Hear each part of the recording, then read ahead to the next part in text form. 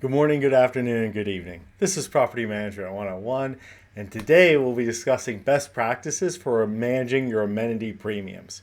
If you've not already done so, please watch my disclosure video as well as my why I do this video.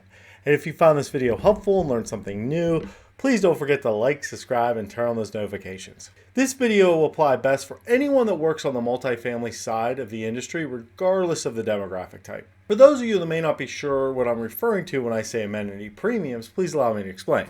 At a multifamily site, certain apartments might be the exact same layout that have different levels of demand. This could be maybe a particular floor is highly desirable, or it could be a certain view is very sought after. For example, like a lake view compared to like a parking lot view. What certain sites do for this amenity premium is they title this lake view or top floor to help offset the demand. If you're wanting to watch a video on good practices for managing your amenity areas, I will copy a link to that video in the video description. Now moving on to the 3 best practices for managing your amenity premiums.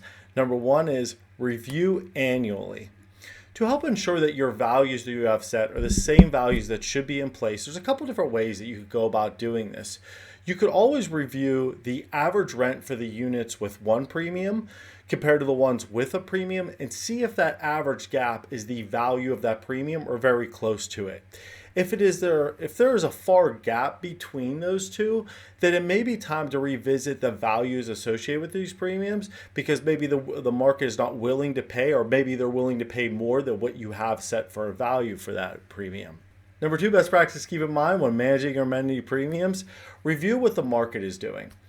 This will be helpful to know what others are doing in the market, what they're charging for their amenity premiums, as well as what they have to offer, especially for items that your asset has as well as their asset has.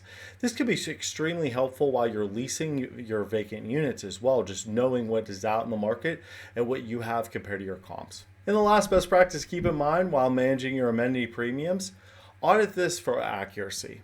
This can be done with your annual review, but the process in inspecting this may look much different.